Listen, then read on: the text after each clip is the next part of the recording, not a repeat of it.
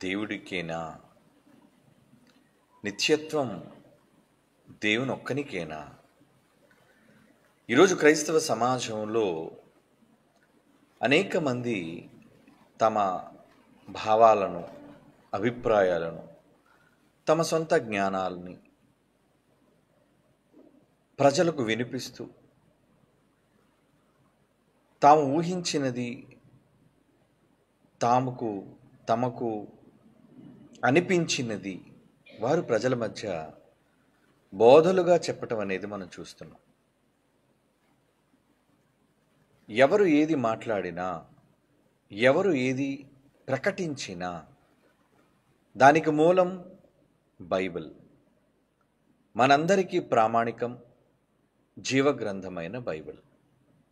అనగా వాక్యం మనకి ఆధారం. ఆ వాక్యాన్ని బట్టే మనం ఏ నిర్ణయాన్నైనా తీసుకోవలసిన వారముగా ఉన్నాం. మన సొంత అభిప్రాయాలకు, మన సొంత ఉద్దేశాలకు తావివ్వకుండా బైబిల్ దేనిని అంగీకరించిందో, అనగా సత్యం, బైబిల్ అనగా వాక్యం, సత్యం, నిజం. ఆ నిజాన్ని మనం అంగీకరించగలిగే మనస్సును కూడా కలిగి ఉండాలి. ఈరోజు చాలామంది నిజాలను అంగీకరించలేక తమ మనస్సులో భావించినవి, ఊహించినవి బైబిలులోని మాటలతో సరిపోల్చి అనేక సందర్భాల్లో అపార్థాలకు వెళ్ళిపోతున్న పరిస్థితులు కూడా లేకపోలేవు. ఎందుకంటే ఈ మాట బైబిల్లోనే రాయబడింది, అనేక సార్లు మనం చదువుకున్నాం. పౌలు గారు మాట్లాడుతూ తన మహాజ్ఞాన సంగతులను ఆయన తన పత్రికల్లో కనపరిచాడు.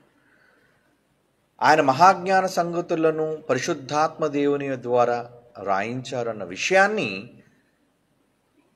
తొలి సంఘానికి పెద్దగా వ్యవహరించిన పేతురు గారు మాట్లాడుతూ ఆయన జ్ఞానాన్ని జ్ఞాపకం చేసుకొని ఒక మాట ఆయన గూర్చి మాట్లాడారు. ఏంటంటే,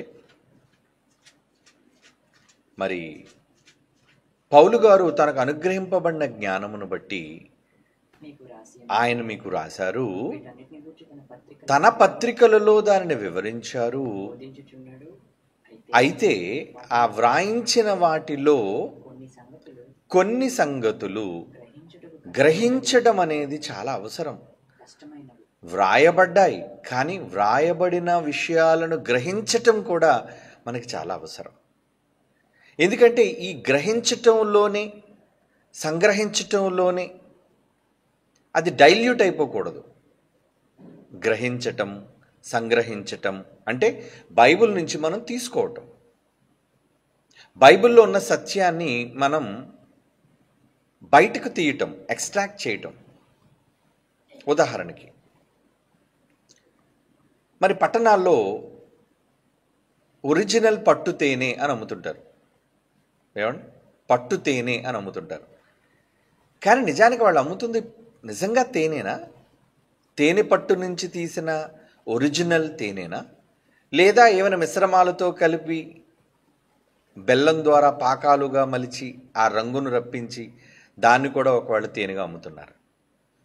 మెజారిటీ ఎక్కువగా కనబడేది ఈ కృత్రిమమైనది, అంటే కల్తీ.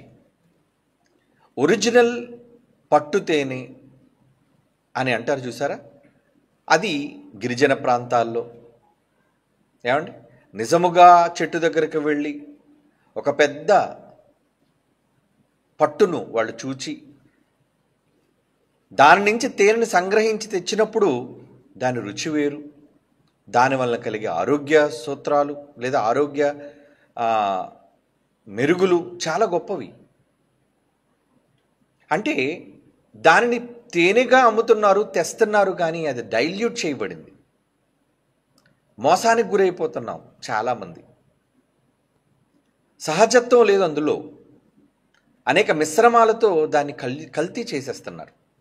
అలాగే బైబిల్ కూడా ఈరోజు చదువుతున్నవారు చదివి ప్రకటిస్తున్నవారు అనేక సందర్భాల్లో దానిని కల్తీ చేయటానికి అలవాటుగా మారిపోయింది.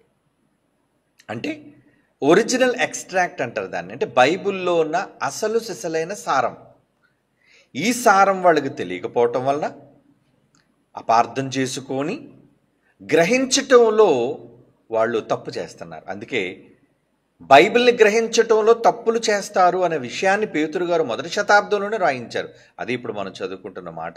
2 పేతురు పత్రిక 3వ అధ్యాయం 16వ వచనం అండి. 2 పేతురు పత్రిక 3వ అధ్యాయం 16వ వచనం. పౌలు తన పత్రికలలో రాశారు అనేక సంగతులు. అయితే వాటిలో కొన్ని సంగతులు గ్రహించుటకు కష్టమైనవి. పరిశుద్ధాత్మ దేవుడు రాయించిన అనేక విషయాలు గ్రహించడానికి కూడా కష్టతరంగా ఉంటాయి. మరి కనీస జ్ఞానంతో మనం ఆలోచించాలి కదా దాన్ని. ఒకవేళ అలా ఆలోచించకపోవటం వలన విద్యావిహీనులు, అంటే సరైన భాషా పరిజ్ఞానం లేని వాళ్ళు, విద్య లేని వాళ్ళు, తర్వాత నమ్ముకున్న దానిపైన స్థిరత్వం లేని వాళ్ళు, అస్థిరులైన వాళ్ళు, అంటే వీటితో పాటు అప్పటికే మిగిలిన లేఖనాలను, తక్కిన లేఖనములను అపార్థము చేసినట్లు చాలా వరకు అపార్థం చేసేసారట. అంటే లేఖనాలు అపార్థానికి గురవుతున్నాయా? వాక్యము అపార్థానికి గురవుతుందంటే అవును, అర్థం పోయి అపార్థం అనేది చోటు చేసుకుంది. అది బైబిలే ఒప్పుకుంది.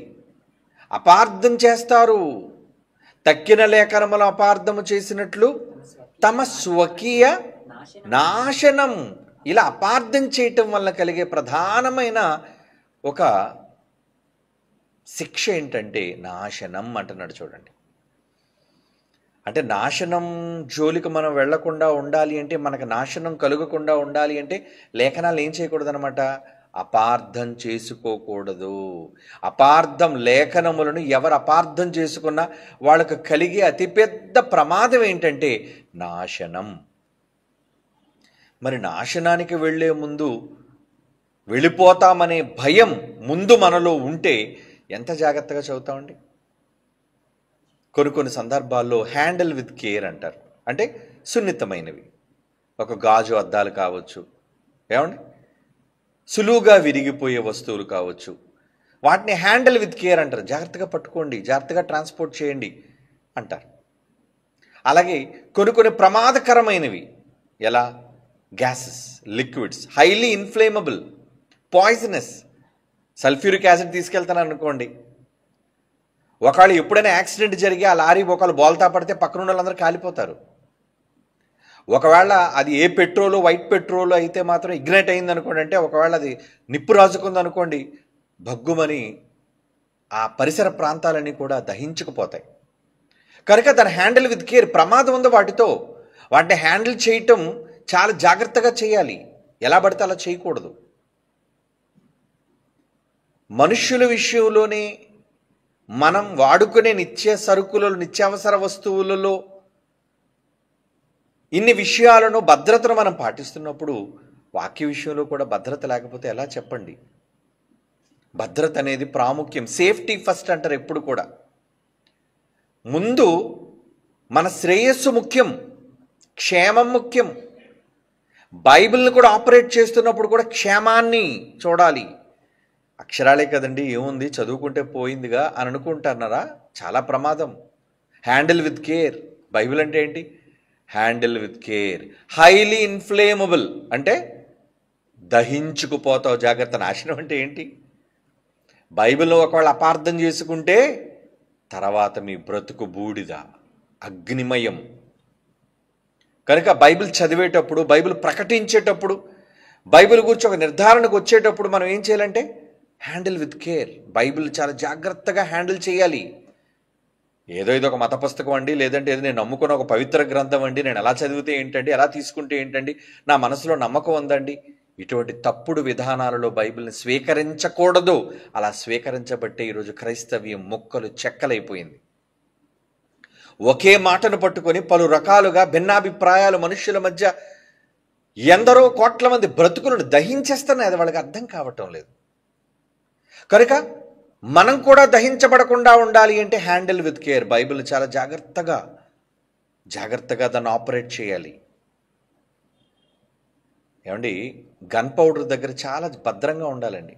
ఇగో దీపావళి వస్తుంది, అక్కడ ఎలా ఉంటుంది, ఆ ప్లాంట్ల దగ్గర కావచ్చు, లేదంటే ఆ గొడౌన్స్ దగ్గర కావచ్చు, ఎలా పడితే అక్కడ చాలా దూరంగా పెడతారు ఎప్పుడు కూడా అటువంటి వాటిని. ఎందుకంటే అక్కడ నిప్పు రాకూడదు, లేదంటే ప్రాణాంతకం. అలాగే బైబిల్ విషయంలో అశ్రద్ధ కూడదు, ప్రమాదకరం, హానికరం. ఈ భద్రత అందరూ పాటించాలి. ఎవ్రీబడి, క్రైస్తవులుగా బైబిల్ చదివే మీరు, నేను, అందరం పాటించాలి దీన్ని. అపార్థం చేసుకొని ఏమైపోతారంటున్నాడండి? ఏమైపోతాం? తమ స్వకీయ సొంత నాశనానికి అపార్థము చేయుదురు. వక్రమంగా తిప్పడం అంటారు దాన్ని. అంటే వాళ్ళకి నచ్చినట్లుగా తిప్పుకోవటం. ఈరోజు చూడండి, ఏదైనా ఒక టాపిక్ సోషల్ మీడియా వచ్చిన తర్వాత అండి ఎంత దారుణం అయిపోయిందంటే, ఎవరు నోటుకొచ్చింది వారు మాట్లాడడం, వాడు సొంతగా ఛానల్ పెట్టేసుకోవడం, ఒక చీప్ మొబైల్ కొనేసుకోవటం, డబ్బులు లేకపోతే, డబ్బులుంటే కెమెరా కొనుక్కుంటాడు, దాని ముందుకు వస్తాడు, ఒక లైటింగ్ సరిగ్గా ఉండదు, ఏమండి,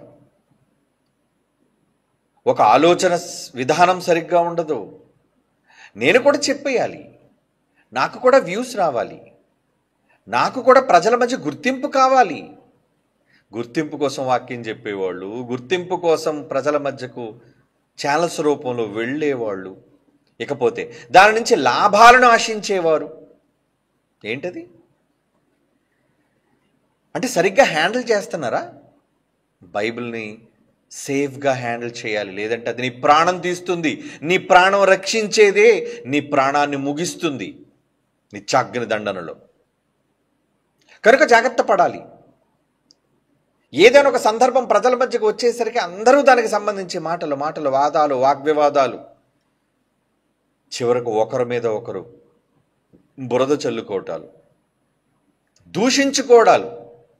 అక్కడితో పోయి ఇంకేమైపోయిందండి, అన్యజనులు, నమ్మని వాళ్ళు దూషించారంటే అర్థం ఉంది, క్రైస్తవుడా నువ్వు కూడా దూషణ చేస్తున్నావా? నువ్వు కూడా దూషణకు దిగుతున్నావా? ఎందుకంటే ఎవరి కోసమైనా వాళ్ళు రాసే కామెంట్లు అంటారు చూసారా, వాటిని చదవండి, ఎంత దారుణంగా ఉంటాయో. నచ్చిన వాళ్ళ కామెంట్లు అయితే ఒకలా ఉంటాయి, నచ్చని వాళ్ళ కామెంట్లు అయితే ఒకలా ఉంటాయి. అంటే ఎంత దారుణానికైనా ఒడిగొట్టి, ఎంత నీచానికైనా దిగజారి మాట్లాడాలనుకునే పరిస్థితులు ఈరోజు క్రైస్తవుల మధ్య వచ్చేసాయి. సమాజం ఎలాగ తగలబడిపోయింది పోనివ్వండి, కానీ ప్రభువు నమ్ముకున్నామని చెప్పుకున్న వారి పరిస్థితులు ఎలా ఉన్నాయి ఈరోజు? వాళ్ళలో కక్షలేంటి, వాళ్ళలో ఆవేశాలేంటి, వాళ్ళలో కోపోద్రేకాలేంటి? దేవుని పిల్లలారా, వారందరూ మాట్లాడుకొని అపార్థం చేసుకొని, అంటే వాక్యాన్ని అపార్థం చేసుకోవటం, ఒకరొకలా చెప్పడం, మరొకలా చెప్పటం. కనుక ముందు మనం అంతా ఏం చేయాలి? అపార్థాలు వద్దు. ముందు మనం కూర్చొని ఏది యథార్థం, ఏది నిజం, ఏది సత్యం, దానికి ప్రామాణికం బైబిల్, పవిత్ర గ్రంథం, దాన్ని చదువుకుందాం, నేర్చుకుందాం. నాకంతా తెలుసు అనుకోవడం కన్నా బైబిల్ దగ్గర మనం అంతా విద్యార్థులమే కనుక మనం కూర్చొని పరిశీలించి ఏది నిజాలు అనేది ఏమండి చర్చలు తేలుతుంది. ఒక సమస్య కోర్టుకు వెళ్ళేటప్పుడు ఆ కోర్టుకు ఆ సమస్య కోసం ఇరు పక్షాల లాయర్లు, అడ్వకేట్లు ఏం చేస్తారంటే వాదోపవాదాలు చేస్తారు. వాళ్ళేం కొట్టుకోరు, వాళ్ళేం తిట్టుకోరు, దుర్భాషలాడరు. సత్యాన్ని బయటికి తీయడం కోసం చర్చ జరుపుతారు అక్కడ, ఏది నిజం ఏది అబద్ధం అనేది. అప్పుడు అందులోంచి ఒక సత్యం బయటకు వస్తుంది. అప్పుడు దానిని జడ్జ్, న్యాయమూర్తి ఆమోదించి ఇది నిజం ఇది అబద్ధం అని తీర్పునిస్తాడు. అలా సత్యం బైబిల్ కనుక ఆ సత్యాన్ని మాట్లాడుకోవడం కోసం, ఆ సత్యాన్ని గురించి చర్చించుకోవడం కోసం ఏం చేయాలండి? ఇరుపక్షాల లాయర్లు కూడా నల్లకోట్లు చింపుకొని, ఏమంటే బట్టలు చింపుకొని ఒకరితో ముష్టి యుద్ధానికి పాటుపడతారు అనుకోండి. ఇక బోన్లో ఉన్న ముద్దాయి సంగతి ఏంటి చెప్పండి? ఒరే మీరు కొట్టుకు చచ్చిపోతే నా పరిస్థితి ఏంటి? నాకు శిక్ష వేసేస్తాడు చూస్తే న్యాయమూర్తి. కనుక అక్కడ ముష్టిఘాతకానికి కాదు అక్కడికి వెళ్ళింది. చక్కగా సంభాషణతో మాట్లాడుకొని చర్చించి నిజానిజాలను నిరూపించాలి, తెలుసుకోవాలి, బహిర్గతం చేయాలి. ఈరోజు ఎందుకో క్రైస్తవ్యానికి అది లోపిస్తుంది. ప్రతి చిన్నదానికి ఆవేశం, ప్రతి చిన్నదానికి తొందరపాటుతనం, అబద్ధాలను సైతం ప్రజల మధ్య మాట్లాడడం, అబద్ధాలను సైతం ప్రజల మధ్య చొప్పించడం, నోటుకు వచ్చిందలా మాట్లాడడం, తెలియనిది కూడా వీళ్ళకి తెలియని దాని గురించి కూడా మాట్లాడడం. వాళ్ళకి ఏమీ తెలియకపోయినట్ట వాళ్ళు ఎలా మాట్లాడతారట? విస్తారంగా మాట్లాడతారట. జనాలు జరగబోయేది ఏంటో తెలియకపోయినా మాట్లాడడంలో వాళ్ళకున్న జబ్బు ఏంటంట? విస్తారంగా మాట్లాడతారని చెప్పాడు మహాజ్ఞాని సొలొమోను. ప్రసంగి గ్రంథం 10వ అధ్యాయం 14. ప్రసంగి గ్రంథం 10వ అధ్యాయం 14 వచనం. ఇక్కడ ఒక ఇష్యూ కోసం చెప్తున్నాడు. అంటే మనిషి చనిపోయిన తర్వాత ఏమవుతాడు అని ఒక సబ్జెక్ట్ తీసుకుంటే అదొక సబ్జెక్ట్. ఆ సబ్జెక్ట్ కోసం ప్రజలు ఎలా ఉంటారట? కలుగబోవున్నది ఏదో వీళ్ళకి తెలియకపోయినా బుద్ధిహీనులు, బుర్ర లేనివాడు, జ్ఞానం లేనివాడు ఏం చేస్తారటండి? అబ్బబ్బబ్బ విస్తారంగా మాట్లాడతారటండి. ఈరోజు చూడండి, ఎక్కడ చూడండి ఒక చిన్న ఇష్యూ రగులుకుంటే చాలండి. ఏమండి, అది రాష్ట్రానికి సంబంధించిన ఇష్యూ కావచ్చు, దేశానికి సంబంధించిన ఇష్యూ కావచ్చు, ఒక కుటుంబానికి సంబంధించిన ఇష్యూ కావచ్చు, చివరికి బైబిల్ సంబంధించిన ఇష్యూ కావచ్చు. ఏ ఇష్యూ అయినా మాట్లాడే వాళ్ళు ఏమైనా తక్కువ ఉంటారండి? ఏంటి ప్రతి ఒక్కరు పోస్టులు పెట్టాడే, ప్రతి ఒక్కరు మాట్లాడాడే, ఏం తెలిసిన మాట్లాడుతున్నారు విస్తారంగా. అలా మాట్లాడే వాళ్ళంతా ఎవరో తెలుసా? జ్ఞానులు అనుకోకండి. ఎక్కువ మాట్లాడేవాడిని ఏమన్నా తెలుసా? బుద్ధిహీనులు. ఓవర్గా మాట్లాడేవాడు బుద్ధిహీనుడు. ఎలా చెప్తున్నాం మనం? బైబిల్ చెప్పింది. జ్ఞాని ప్రతి సందర్భం కోసం అనవసరంగా మాట్లాడు, ప్రతి చిన్నదాని కోసం అనవసరంగా కామెంట్ చేయడు, ఆలోచించి మాట్లాడతాడు జ్ఞాని. కానీ బుద్ధిహీనుడు నోటుకొచ్చిందల్లా మాట్లాడతాడు. సమాజంలో బుద్ధిహీనులు ఎక్కువయ్యారు, మెజారిటీ. కనుక విస్తారమైన మాటలు. ఆ మాటల్లో ఏంటి? నిజాలు లేవు, అన్ని అబద్ధం. ఈరోజు మనం మాట్లాడుకోబోయే అంశంలో నిత్యత్వం. ఈ మధ్యకాలంలో దీనికోసం తెగ పీక్కుంటున్నారండి. అందరూ జుట్లు పీక్కుంటున్నారు. అంటే ప్రత్యక్షంగా లేరు కానీ ఎదురుగుండా ఉంటే అప్పుడప్పుడు చూసారా, ఈ మాస్ సోషల్ ఏరియాస్లో ఏమండి, మాస్ పీపుల్ ఒక నీళ్లు పట్టుకునే దగ్గర కావచ్చు, లేదంటే రేషన్ షాప్ దగ్గర కావచ్చు, ఏదైనా ఒక విషయం కోసం వాగ్వివాదం జరిగింది అనుకోండి. ఈ మధ్యన చూసారా, ఫ్రీ బస్ అనగానే మహిళలు కొన్ని వైరల్ అయిపోయి వీడియోస్ ఏం చేస్తున్నారు? ఏంటి లాక్కోవడం, పీక్కోవడం, కొట్టుకోవడం. ఏమండి, జుట్టు పట్టుకొని ఏంటి ఆ యుద్ధం? ఏంటి ఆడవాళ్ళకి? ఏంటి ఆ యుద్ధం? ఏంటి అంటే అవసరమైతే ముష్టి యుద్ధానికి కూడా వాళ్ళు సిద్ధపడిపోయారు. స్త్రీ శక్తి. ఏమంటే మాలో కూడా శక్తి ఉంది, మేము కూడా పంచ్ పవర్ మాకు ఉందని చెప్పి వాళ్ళు కూడా చూపిస్తున్నారు. మరి వీళ్ళు ఎదురుగుండా లేడు కానీ వీడియో ద్వారా వాడు జుట్టు పట్టుకుంటాడు, వాడు వీడియో ద్వారా వీడు జుట్టు పట్టుకుంటాడు. అంటే ప్రత్యక్షంగా స్త్రీలు ఎలాగైతే కొట్టుకుంటున్నారో ఈరోజు విజ్ఞానులను చెప్పుకొని, మేము మేధావులను చెప్పుకొని వీళ్ళు కూడా సోషల్ మీడియాలోనికి వచ్చి వీళ్ళు ఏం చేస్తున్నారు? పోస్టులు. అందులో మధ్యవర్తులండి. ఒరిజినల్ వ్యక్తి ఒక మాట మాట్లాడితే దానికి ఒక 2-3 ఫోటోలు అదనంగా యాడ్ చేసి, ఏమండి, వీటి సంబంధించిన విషయాలను గురించి కూడా, పనికిరాని విషయాలను గురించి కూడా, అనవసరమైన వ్యక్తులను కూడా తలదూర్చేటట్టు చేసి వాళ్ళని కూడా సమస్యల్లోనికి లాగి దాని మీద పోస్ట్ పెట్టడం. అంటే ఏంటి? కొంతమంది ఫెమిలియర్ ఫేస్లు ఉన్నాయనుకోండి, అందరికీ తెలిసిన ముఖాలు, వాళ్ళ ముఖాలు ఫోటోలుగా పెట్టడం వల్ల ఏంటంటే వ్యూస్ పెరుగుతాయి. దానికి ఏంటి ఈయన ఫోటో ఉందేంటి, ఏం మాట్లాడారు దీనికోసం, ఏంటుంది ఇందులో అంశం? అలా సంబంధించిన విషయాలలోకి కూడా వ్యక్తులను కూడా లాగి గొడవ పెద్దది చేయటం, అల్లరి చేయటం. ఒక విధంగా మనమంతా పరిశుద్ధాత్మను పొందిన వాళ్ళు. పరిశుద్ధాత్మ దేనికి కర్త కాడు అని బైబిల్ చెప్పిందంటే అల్లరి. అసలు అల్లరి ఉండదు ఆయన దగ్గర. చాలా కామ్ గోయింగ్. ఏమండి, అప్పుడప్పుడు ఆడవాళ్ళ విషయంలో మాట్లాడేటప్పుడు ఏమండి, అమ్మాయి చాలా కామ్ గోయింగ్ అండి, అసలు ఉన్నట్టే తెలియదండి. అదే మరికొంత కోసం మాట్లాడితే అబ్బా ఎక్కడ చూసినా, ఏ వీధిలో చూసినా అమ్మాయి కనబడుతుందండి, ఎక్కడ చూసినా ఆ పిల్ల కనబడుతుంటుందండి. అంటే వ్యక్తిత్వంలో తేడా. అంటే కామ్ గోయింగ్గా ఉన్నారా? పరిశుద్ధాత్మ దేవుడు నిజంగా క్రైస్తవులుగా మనకు వస్తే కామ్నెస్ ఎక్కడుంది మనలో? కామ్ అంటే పీస్, శాంతి, సమాధానం. పరిశుద్ధాత్మ దేవుడు దేనికి కర్త? సమాధానమునకే అనొక మాట కూడా ఉంటుంది. అని సమాధానమునకే కానీ అల్లరికి కర్త కాడు అంటాడు. అంటే ఆయన ఉన్న చోట సమాధానం ఉంటుంది. మరి పరిశుద్ధాత్మ ప్రేరణ వల్ల రాయబడిన మాటలు చదువుకుంటూ పరిశుద్ధాత్మ ప్రేరణ వలన ఏమండి ఆత్మను బాప్తిస్మం ద్వారా పరిశుద్ధాత్మను పొందిన మనలో ఈ అల్లరేంటి, ఈ గొడవేంటి అంటే సమాధానం లేదా? అల్లరికి ఆయన కర్త కాడు కదా. పరిశుద్ధాత్మ దేవుడు ఏమైనా ప్రేరేపించడు. కొంతమంది ఏంటంటే వీళ్ళు చెప్పే తప్పుడు పనులన్నిటికీ పరిశుద్ధాత్మ దేవుడా నన్ను నడిపించి అంటాడు. దేనికి నడిపించాలి? నిన్ను 66 పుస్తకాలతో రాయించి నడిపించాడు, చాలదా? అంటే నువ్వు పనికిరాని ప్రతి మాట పలికితే దానికి పరిశుద్ధాత్మ దేవుడి మీద నెడతావా? ఈరోజు అలా అయిపోయాడు పరిశుద్ధాత్మ దేవుడు.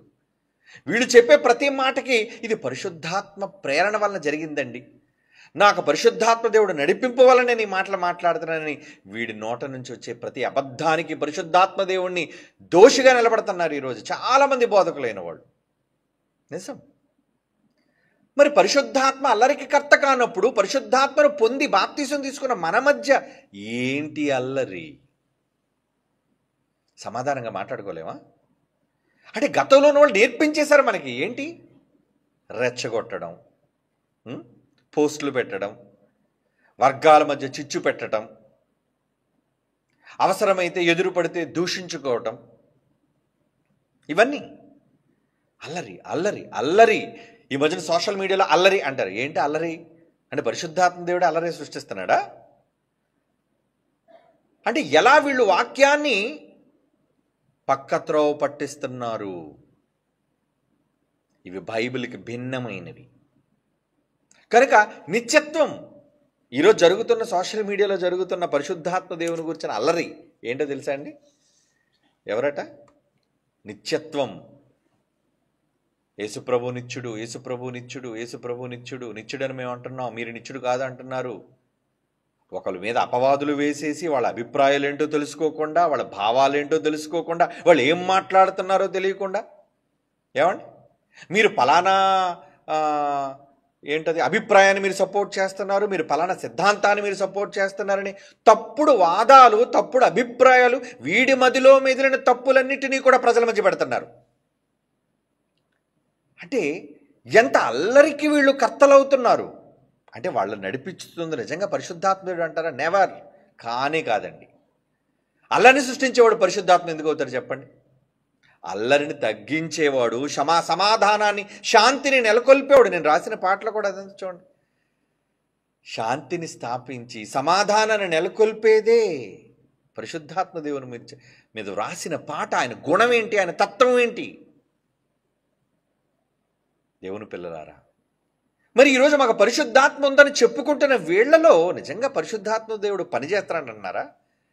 లేదా వాళ్ళ లోపల ఉండి బాప్తిసం తీసుకుని వాళ్ళ దగ్గరకు వచ్చినప్పుడు వాళ్ళ క్రియలను చూసి లోపల దుఃఖపడుతున్నాడా? దుఃఖపడుతున్నాడు. పరిశుద్ధాత్మ దేవుని దుఃఖపెట్టకుడి అని అంటాడు. అందుకే మీరు అనవసరంగా పరిశుద్ధాత్మ దేవుని దుఃఖపెడుతున్నారు అని ఏమీ అనకుండా ఊరకున్నాడు కాబట్టి మీకు నచ్చిందల్లా మీరు మాట్లాడుతున్నారు కదా, అని ఏం అంటలేదు కదా. పరిశుద్ధాత్మ దేవుని దుఃఖపెట్టకుండా అని పౌలు బాధపడుతున్నాడండి. ఎఫ్సి పత్రిక 4వ అధ్యాయం చూడండి. ఎఫ్సి పత్రిక 4వ అధ్యాయం 29, 30 ఏమంటున్నాడు అక్కడ? వినువారికి మేలు కలుగునట్లు అవసరమును బట్టి క్షేమాభివృద్ధి కలిగించే అనుకూలమైన మాట నీ నోట ఎంత బాగుంటుంది, ఎంత హాయిగా ఉంటుంది. ఏమండి? అనవసరమైన పనికిరాని దుర్భాషలు మాట్లాడటం మీ నోట రానివ్వకండి. దేవుని పరిశుద్ధాత్మను దుఃఖపరచకండి. ఏది పడితే అది కామెంట్లుగా రాసి, ఏది పడితే అది పోస్టులుగా మలిచి, ఏది పడితే అది హెడ్డింగ్లుగా పెట్టి ఈరోజు ప్రజలను రెచ్చగొడుతున్నారే, ప్రజల్లో ఆవేశాలను నింపుతున్నారే. ఏంటది? దుర్భాషలు ఇవన్నీ. నీ భాష మంచిదైతే అది సద్భాష. నీ భాషలోని దుర్మార్గత ఉంటే అది దుర్భాష. అలాంటి దుర్భాషల ద్వారా ఈరోజు ప్రజల మధ్య అల్లరులను సృష్టిస్తున్నారు. ఇది క్రైస్తవులుగా తగదండి, క్రైస్తవులకు తగదు. పరిశుద్ధాత్మను పొందిన వారిగా మనకు తగదు. ఒకవేళ లోపల ఉండి, ఎందుకంటే వచ్చాడు బాప్తిసం తీసుకున్నప్పుడు వస్తాడు ఆయన అందరి దగ్గరికి, కానీ మన ప్రవర్తన చూచి వాక్యాన్ని మనం వక్రీకరిస్తున్నప్పుడు, ఆయన చెప్పిన భావాలను మనం వక్రీకరించి తృణీకరించి తప్పుగా బోధిస్తూ మాట్లాడుతున్నప్పుడు పరిశుద్ధాత్మ దేవుడు దుఃఖపడడా? లోపల వేదన, చాలా బాధపడుతుంటాడు ఆయన. అలా బాధపడే పరిస్థితులు ఈరోజు ప్రెజెంట్ చాలా బాధపరుస్తున్నారండి ఆయన్ని. నీతిని గూర్చి పాపమును గూర్చి ఒప్పింప చేయడానికే మహాలోకాన్ని విడిచిపెట్టి ఇక్కడికి వచ్చి, ఏమండి, మనం ఉన్నంతకాలం ఇక్కడే మనతో పాటు ఉండిపోయాడే, మన యొద్ద ఎల్లప్పుడూ ఉండుటకు అన్నాడు. పరిశుద్ధాత్మ దేవుడు వచ్చి వెళ్ళిపోయాడా? ఉన్నాడా? ఎల్లప్పుడూ. మానవ సమాజం భూమి మీద ఉన్నంత వరకు ఎల్లప్పుడూ మీ యొద్ద ఉండుటకు తండ్రి దగ్గర నుంచి పంపుతున్నాను నేను. యేసుప్రభువు వారు చెప్పారు ఈ మాట, మీ యొద్ద ఎల్లప్పుడూ ఉండుటకు పంపిస్తున్నాను నేను. వచ్చాడు. వచ్చినందుకు ఈరోజు మనం ఆయనకు చూపిస్తున్న కృతజ్ఞత ఏంటి? ఆయన ఏ ఉద్దేశాలతోనైతే ప్రవక్తల గ్రంథాల్లో రాయించాడో వాటన్నిటినీ వక్రీకరించేస్తున్నారు, వాటన్నిటిని గురించి తప్పుగా మాట్లాడుతున్నారు. భావాలు అర్థం కాక అపార్థం చేసుకొని తమ స్వకీయ నాశనానికి వాళ్లే వాక్యాన్ని అపార్థం చేసేసుకుంటున్నారండి. అది ఎంత ప్రమాదం! అందుని గురించి మనం జాగ్రత్త పడాలి. అసలు మనం కరెక్ట్గానే ఆలోచిస్తున్నామా? మనం బైబిల్ అనుకున్నట్టుగానే మాట్లాడుతున్నామా? మనం అందరూ పరిశీలించుకోవాలండి, అందరూ, ఎవ్రీబడి. ఏమండి, ఈరోజు ప్రజల మధ్య రగిల్చిన వివాదం ఏంటి? ఆ వివాదం ఏం వివాదమో తెలుసా అండి? నిత్యుడా దేవుడు? నిత్యుడా? యేసుప్రభు నిత్యుడా? తండ్రి నిత్యుడా? ఏమండి, మనం యేసుప్రభుని నిత్యుడు కాదు అంటున్నాము అనే మాటలు మాట్లాడుతున్నారండి. నిజానికి అలాంటి వాళ్ళందరూ తెలుసుకోవలసిన కొన్ని నిజాలు చెప్తాను ఈరోజు. నిత్యత్వం గూర్చిన నిజాలు, నిత్యత్వం గూర్చిన నిజాలు. వెళదాం బైబిల్లోనికి, వెళదాం. ద్వితీయోపదేశకాండం 33వ అధ్యాయం 27వ వచనం చూద్దాం. ద్వితీయోపదేశకాండం 33:27. శాశ్వతుడైన దేవుడు నీకు నివాస స్థలము. శాశ్వతుడుగు దేవుడు. దేవుడు ఎవరటండి? శాశ్వతం. నిత్యం అంటే ఎవర్ లాస్టింగ్. దానికి పర్యాయ పదాలు శాశ్వతమైన, ఎల్లప్పుడూ అన్న. ఏమండి, శాశ్వతం, నిత్యం, ఇవన్నీ కూడా దానికి పర్యాయ పదాలు. శాశ్వతుడైన దేవుడు నీకు నివాస స్థలము, నిత్యముగా నుండి బాహువులు నీ క్రింద నుండును. ఆయన నిత్యము ఉంటున్నాడు నీతో, అంటే ఆయన నిత్యత్వం కలిగిన వాడు అని అర్థం. ఏమండి, ఓకే, తండ్రి నిత్యత్వం కలిగిన వాడు. ఆయనకున్న పేరు చూద్దాం. ఆదికాండం 21వ అధ్యాయం 33వ వచనం. ఆదికాండం 21వ అధ్యాయం 33వ వచనం. అబ్రహాము బెయేర్షెబాలో ఒక పిచ్చల వృక్షమును నాటి అక్కడ నిత్యుడైన దేవుడైన యెహోవా. నిత్య దేవుడైన యెహోవా అంటే యెహోవా నిత్యుడే కదండి. ఓకే, నిత్య దేవుడైన యెహోవా పేరట ప్రార్థన చేసిన, అంటే తండ్రి నిత్యుడు అని మనకు అర్థమైంది. మరి ఇప్పుడు తండ్రిలో నుంచి యేసుప్రభు వారు వచ్చారు. ఏమండి, నావు నా కుమారుడువు, నేను నిన్ను కన్నాను. తండ్రిలో నుంచి కుమారుడు ఉద్భవించినప్పుడు మనం కూడా తండ్రిలో నుంచి వచ్చిన వాళ్ళమే. మనం కూడా ఎవరిలోంచి వచ్చాం? మనం అంతా అందరికీ తండ్రి అయిన దేవుడు ఒక్కడే. అంటే ఇప్పుడు తండ్రి ఎంతమంది ఉంటారు? ఒక్కడే ఉంటాడు. అందరికీ అన్నాడు, అందరికీ, ఎవరైనా కావచ్చు, అందరికీ తండ్రి అయిన దేవుడు ఒక్కడే. అంటే తండ్రి నిత్యుడు అనే సంగతిని గురించి ఇంకా చాలా ఉన్నాయి రెఫరెన్సులు బైబిల్లో. ఒకసారి చెప్పినా, ఏమండి, 10 సార్లు రాయబడినా, 1000 సార్లు రాయబడినా ఆ మాట విలువైనది సుమా. ఇది 10 సార్లు చెప్పాడు కాబట్టి ఈ మాట గొప్పది, ఇది ఒకసారి చెప్పాడు కాబట్టి ఈ మాట విలువ లేనిది అనుకోవడానికి లేదు. ఒక్కసారి చెప్పినా, 10 సార్లు చెప్పినా, 50 సార్లు చెప్పినా మాట విలువ కలిగింది కనుక దేవుడు నిత్యుడు అనే సంగతి మనకు అర్థమైంది. ఓకే, ఇప్పుడు యేసుక్రీస్తు వారిని గురించి ఆలోచిద్దాం. ఏమండి, యేసుక్రీస్తు వారిని గురించి ఆలోచించే విషయంలో ఆయన ఏమన్నాడో చూడండి. మత్తయి సువార్త 28వ అధ్యాయం, మత్తయి సువార్త 28వ అధ్యాయం. ఎవరు నాయన డిస్టర్బెన్స్ లేని చూడండి రా. మత్తయి సువార్త అసలు ఏది ముట్టుకోకుండానే డిస్టర్బెన్స్ వస్తుంది, చెక్ చేసుకోండి. మత్తయి సువార్త 28వ అధ్యాయం 20వ వచనం. నేను మీకు ఏ సంగతులు ఆజ్ఞాపించుతున్నా వాటన్నిటినీ గైకొనవలెనని వారికి బోధించి, ఇదిగో యుగ సమాప్తి వరకు సదాకాలము నేను మీతో కూడా ఉన్నాను. సదాకాలం అంటున్నాడు అంటే యేసుప్రభు వారు సదాకాలం, నిత్యం. ఇకపోతే యేసుప్రభు వారికి ఒక పేరు కూడా ఉంది. యెషయా గ్రంథం మనం చాలాసార్లు చదువుకున్న మాట, 9వ అధ్యాయం 6వ వచనం. యెషయా గ్రంథం 9వ అధ్యాయం 6వ వచనంలో ఆ మొక్క మాట చదవండి. ఆశ్చర్యకరుడు, ఆలోచనకర్త, బలవంతుడైన దేవుడు, నిత్యుడగు తండ్రి. ఏమండి, సమాధానకర్త, నిత్యుడగు తండ్రి అని పేరు పెట్టబడింది. ఒక తండ్రిగా, నిత్యత్వాన్ని కలిగిన వ్యక్తిగా ఆయన ఉన్నాడు. ఏమండి, అంటే యేసుప్రభు వారు నిత్యులా? యేసుప్రభు వారు నిత్యులా? ఎస్, నిత్యులు. ఏమండి, ఇది ఎవరు కాదనలేరు. ఏమండి, దయచేసి ఈ మైక్ తర్వాత తీసేయండి, ఇంకా వేరే మైక్ అయినా పెట్టండి. ఏమైనా కార్డ్స్ ఉంటాయి మార్చి, ఇప్పుడు కాదులేండి, తర్వాత ఏం చేసేయండి, ఎందుకంటే టైం లేదు మనకి.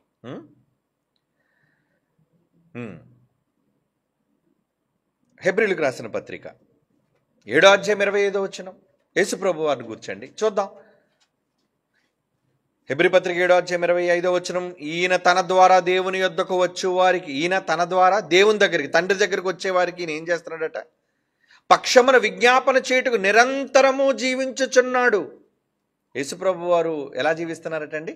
నిరంతరం. నిత్యమన్నా, నిరంతరమన్నా, శాశ్వతమన్నా, ఎల్లప్పుడూ అన్నా. ఏమండి, ఇవన్నీ కూడా పర్యాయ పదాలు నిత్యత్వానికి. Ever lasting. ఏమండి, నిత్యత్వానికి ఇవన్నీ కూడా పర్యాయ పదాలు. ఓకే, యేసు ప్రభు నిత్యుడు అనే సంగతి అర్థమైపోయింది. ఇప్పుడు పరిశుద్ధాత్మ దేవుడు, ఆయన నిత్యుడేనా? ఎస్, ఆయన కూడా నిత్యుడే. ఎలా నిత్యుడు? ఇందాక మనం చదువుకునే యోహాను సువార్త, యేసుప్రభు వారు మాట్లాడుతూ, నేను వెళ్ళిపోతున్నాను, నేను వెళ్ళిపోయి మీ దగ్గరకు ఒక వ్యక్తిని పంపిస్తాను, ఆయన మీ దగ్గర ఎల్లప్పుడూ ఉంటాడు అనే మాట మాట్లాడతారు. చూడండి, యోహాను సువార్త 14వ అధ్యాయము 16వ వచనం. యోహాను సువార్త 14వ అధ్యాయం 16వ వచనం. నేను తండ్రిని వేడుకుంటాను. యేసుప్రభు అంటారు, తండ్రిని పరలోకంలో ఉన్నాడు కదా, నేను ఆయన వేడుకుంటాను, మీ యొద్ద ఎల్లప్పుడు. నేను ఉండను, నేను వెళ్ళిపోతున్నాను ఇప్పుడు. ఎల్లప్పుడు ఉండుటకు ఆయన వేరొక ఆదరణకర్త. నేను ఆదరణకర్తనే, ఎందుకంటే యేసుప్రభు కూడా ఆదరించడానికి వచ్చాడు కదా. ఆదరణ అనేసరికి తండ్రి ఆదరించేవాడు, కుమారుడు ఆదరించేవాడు, పరిశుద్ధాత్మ దేవుడు ఆదరించేవాడు. ఆ ఆదరణకర్త అనగా సత్యస్వరూపియగు ఆత్మను మీకు అనుగ్రహించండి. సత్యస్వరూపియగు ఆత్మ, పరిశుద్ధాత్మ, సత్యస్వరూపియగు ఆత్మ. ఆ పరిశుద్ధాత్మ ఎలా ఉంటాడట? మీ వద్ద ఎల్లప్పుడూ ఉండుటకు. చదివారా పదం? మీ వద్ద ఎల్లప్పుడూ ఉండుటకు. చదివారు కదా మాట. ఎల్లప్పుడూ అంటే నిత్యుడు, ఆయనకు ముగింపు లేదు, ఆయన ఎల్లప్పుడూ ఉండేవాడు. ఏమండి, అంటే తండ్రి నిత్యుడుగా కనబడుతున్నాడు, కుమారుడు నిత్యుడుగా కనబడుతున్నాడు, పరిశుద్ధాత్మ దేవుడు నిత్యుడుగా కనబడుతున్నాడు. అవునా? వీళ్ళందరూ నిత్యులేనా? ఎస్, వీళ్ళు ముగ్గురు నిత్యులే. వీళ్ళు ముగ్గురు నిత్యులే. మరి చాలామంది అంటే పరిశుద్ధాత్మ గురించి ఇంకొక మాట కూడా చూద్దాం. హెబ్రీయులకు రాస్తున్న పత్రిక 9వ అధ్యాయం 14వ వచనం కూడా చూడండి. అంటే అందరి గురించి రెండు మాటలు చూసాం కదా, ఈయన గురించి కూడా ఇంకో మాట చూసేద్దాం. హెబ్రీ పత్రిక 9వ అధ్యాయం 14వ వచనం ఏంటుంది అందులో? నిత్యుడగు ఆత్మ ద్వారా తన్ను తాను దేవునికి నిర్దోషిగా అర్పించుకుని క్రీస్తు యొక్క రక్తము. క్రీస్తు వేరు, ఈయన ఎవరి గురించి మాట్లాడుతున్నారు? ఆయన నిత్యుడగు ఆత్మ ద్వారా, అంటే పరిశుద్ధాత్మ దేవుడు కూడా నిత్యుడు అని బైబిల్ చెప్పింది. ఎందుకంటే ప్రతి దానికి మనకు బైబిల్ బేస్, మర్చిపోకండి. బైబిలే మనకి ఆధారిత గ్రంథం, లిఖితపూర్వకమైన గ్రంథం, దేవుడు పరిశుద్ధాత్ముని ద్వారా వ్రాయించిన గ్రంథం. కనుక ఇక్కడ ఆత్మనేమన్నాడు? నిత్యుడగు ఆత్మ ద్వారా. ఆత్మ అనగానే పరిశుద్ధాత్మ దేవుడు. తండ్రి నిత్యుడు, కుమారుడు నిత్యుడు, పరిశుద్ధాత్ముడు నిత్యుడు. చాలామంది యేసుప్రభువే నిత్యుడు, యేసుప్రభువే నిత్యుడు, యేసుప్రభువే నిత్యుడు. ఇంకెవరు కాదా? తండ్రి నిత్యుడు కాదా? ఆ తండ్రి కూడా నిత్యుడని ఒప్పుకుంటామండి. పరిశుద్ధాత్ముడు కూడా నిత్యుడని ఒప్పుకుంటామండి. వీళ్ళు ముగ్గురే నిత్యులని అంటారా? కాదు. అదే తెలుసుకోవాలి మీరు. ఎంతవరకు మాకు జ్ఞానం తెలుసు అనుకుంటున్న వాళ్ళు ఎంతసేపు తండ్రి, కుమారుడు, పరిశుద్ధాత్మ వీళ్ళు ముగ్గురును గురించి ప్రస్తావించి వీళ్ళే నిత్యులు, వీళ్ళే నిత్యులు, వీళ్ళే నిత్యులు అని మాట్లాడుతున్నారే, మేము అంగీకరిస్తాం వాళ్ళు ముగ్గురు నిత్యులని. వాళ్ళు ముగ్గురు నిత్యత్వాన్ని కలిగిన వారిని మేమెందుకు అంగీకరించాలి? బైబిల్ అంగీకరించింది కనుక. బైబిల్ అంగీకరించింది కనుక మేము అంగీకరించాలి. అందరూ అంగీకరించి తీరాలి. కానీ వాళ్ళకి తెలియని మరొక విషయం ఏంటో తెలుసా? తండ్రిలో నుంచి ఆయన ఆత్మను పంచుకొని వచ్చిన నేనెవరో తెలుసా? నేనెవరో తెలుసా? నిత్యుడు, ఎల్పిబి, నిత్యుడు. మీకోసం భలే గొప్పగా చెప్పుకుంటారండి అంటారా? మీకోసం కూడా చెప్పుకోండి గొప్ప. మీరెవరు? మీరు నిత్యులే. మీరు నిత్యులు గారా? నేను నిత్యుడు కానండి, చచ్చిపోయిన తర్వాత మా ఫోటో తీసేస్తున్నారండి, నేను కనపట్టలేదండి అనుకుంటున్నారా?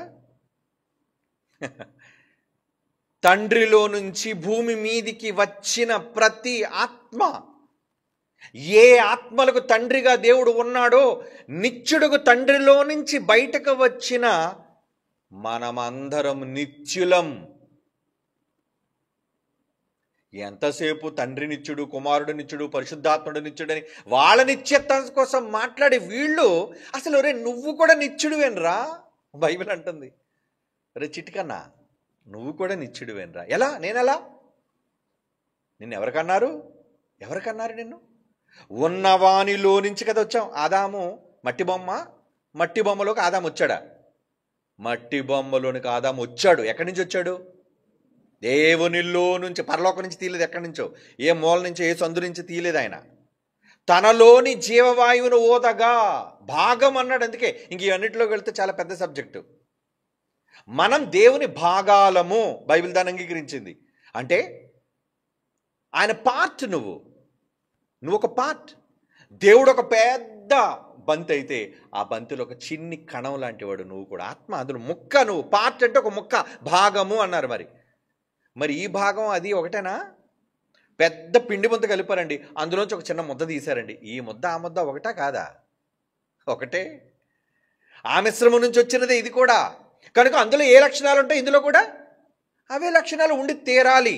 మరి దేవుడు ఉన్నవాడైనప్పుడు ఆయనలో నుంచి వచ్చిన ఆదాము ద్వారా భూమి మీద రంగప్రవేశం చేసిన మనం అందరం నిత్యులము కాదా? ఎస్, నిత్యులమే. ఇది నేను మాటతో చెప్పను, బైబిల్ చూపిస్తాను మీరు. ఏమండి? బైబిల్ చూద్దామా? ప్రసంగి గ్రంథం 12వ అధ్యాయం 5వ వచనం చూడండి. ప్రసంగి గ్రంథం 12వ అధ్యాయం 5వ వచనం ఏమని రాయబడింది? ఇక్కడ మనిషి ముగింపు కోసం మాట్లాడుతూ, ఎత్తు చోట్లకు భయపడుదురు, మార్గం లేదు భయంకరమైన కనబడు, బాదం వృక్షం పువ్వులు పూయను, ఏమంటే ఇవన్నీ చెబుతూ ఏలయనగా కనబడిందన్నమాట. ఏలయనగా ఒకడు అంటే ఎనీబడి, ఒక మనిషి తన నిత్యమైన ఉనికి పట్టుకుపోవచ్చున్నాడు. ఎక్కడికి వెళ్ళిపోతున్నట? నిత్యమైన ఉనికి పట్టు. ఒకడు తన నిత్యమైన ఉనికి పట్టు అంటే భూమి మీద ఈ దేహాన్ని విడిచిపెట్టే ప్రతి ఒక్కరూ నిత్యత్వంలోనికి వెళుతున్నారు. నిత్యమైన ఉనికి పట్టు అంటే నిత్యమైన ఉనికి పట్టు. అది నిత్యమైనది నువ్వు కాదనుకున్నావా? ఆ నిత్యమైన ఉనికి పట్టులో ఉండేది ఎవరు? నువ్వే. నిత్యత్వంలో ఉండేది నువ్వే, మనమే. అంటే శరీరాన్ని విడిచిపెట్టిన వాళ్ళందరూ నిత్యులేనా? ఎస్, నిత్యులు. ఎందుకంటారా? ఇప్పుడు బైబిల్ చూడండి. పేతురు రాసిన మొదటి పత్రిక 1వ అధ్యాయం 21వ వచనం. పేతురు రాసిన మొదటి పత్రిక 1వ అధ్యాయం 21వ వచనం. మీ పుట్టుక కోసం చెప్తున్నాడు చూడండి. మీరు క్షయబీజము నుండి కాక. అంటే మీరందరూ కూడా తండ్రి తల్లి కలయికలో పుట్టిన వాళ్ళు, మీరంతా కూడా. వీళ్ళన్నీ కూడా క్షయమైన బీజాలు, అంటే దేహ సంబంధమైనవి. కానీ లోన ఉన్నావే మనం, ఆత్మ ఎక్కడి నుంచి వచ్చింది అనుకున్నారు? క్షయబీజము నుండి కాక. ఏమంటున్నాడు? శాశ్వతమగు జీవము గల దేవుని వాక్యమూలముగా అక్షయ బీజము నుండి పుట్టింపబడిన వారు అంటున్నాడు. చూడండి, మీరంతా ఎవరు? ఏ బీజం నుంచి వచ్చారు? ఏమండి? శాశ్వతమగు జీవము గల అక్షయ బీజం. అక్షయము అంటే నాశనము లేనిది, ముగింపు లేనిది, అంటే నిత్యత్వం, నిత్యమైనది, శాశ్వతమైనది, ముగింపు లేనిది. అవునా? ఎటర్నిటీ. నిత్యత్వం అనే పదం పని అర్థం చేసుకోండి, ఎందుకంటే మనం మాట్లాడుతుంది నిత్యత్వం కోసమే కదా. నిత్యత్వం, మనలో నిత్యత్వం ఉందా? ఎస్, నాలో నిత్యత్వం ఉంది. నేను నిత్యుడను కాదని ఎవరంటారు? మరి భూమి మీద కనబడినంత మాత్రాన నిత్యుడు కావా? భూమి మీద లేవు, కానీ ఎక్కడున్నావు? ఎక్కడో దగ్గర ఉంటావు. ఎందుకంటే మనం పుట్టింది దేవుని బీజం. బీజం అంటే ఆయన అంశం అని అర్థం. ఆయనలో నుంచి వచ్చాం మనం. ఆయన ఆత్మను పంచుకొని పుట్టాం. ఆయన నిత్యుడైతే నేను నిత్యుడినే. ఆయన అక్షయుడు కనుక నేను అక్షయుడినే.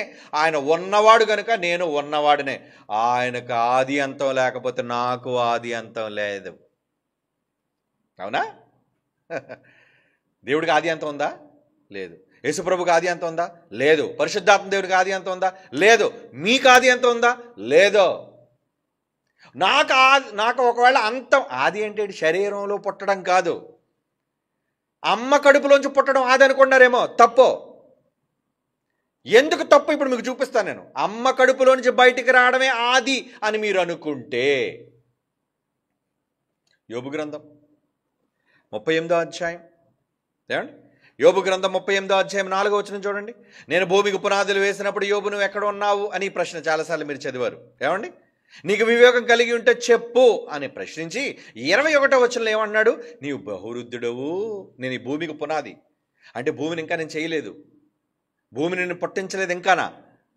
భూమి పుట్టిన తర్వాత మనిషి పుట్టాడా? భూమి పుట్టకముందు మనిషి పుట్టాడా? భూమి పుట్టిన తర్వాత కదా. 6వ రోజు ముగింపులో మనిషి పుట్టాడు, ఆదాము. ఓకే, అంటే దేహ సంబంధమైన జననం, దేహ సంబంధమైన ప్రారంభం కోసం చెప్తున్నాడు. కానీ ఇక్కడ ఏమంటున్నాడు? నేను భూమికి పునాదులు వేసినప్పుడు నువ్వెక్కడ ఉంటివి? యోబుతో అడుగుతున్నాడు. వివేకం ఉంటే చెప్పు. 21వ వచనం, నీ బహురుద్ధుడవు, నీవు అప్పటికి పుట్టి ఉంటివి. అప్పటికి పుట్టి ఉన్నాడంటే ఎక్కడైనా దేవుడు గుడ్డు పెట్టేసి పక్కన పెట్టాడు అనుకున్నారా? పుట్టాడంటే ఏంటి అనుకున్నారు అక్కడ అర్థం? పుట్టుక అనగానే అమ్మ కడుపులోంచి బయటికి రావడం అనుకున్నారు కదా మీరు. దేవునికి కూడా పుట్టిన వాళ్ళం మనం. ఇంతకీ అప్పటికి దేవుడు లోకాలను కలుగజేసేటప్పటికి ఆదాము, పోనీ ఆదాం వరకు ఎందుకు, ఈయన యోబు కోసం అడుగుతున్నాడు కదా. యోబు ఎక్కడున్నాడు? ఎక్కడున్నాడు మీకు తెలుసు కదా. ఎక్కడున్నాడు? దేవునిలో ఉన్నాయి కదా కనున్నాడు. లేదా పరలోకంలో ఏదైనా మూల ఉన్నాడా?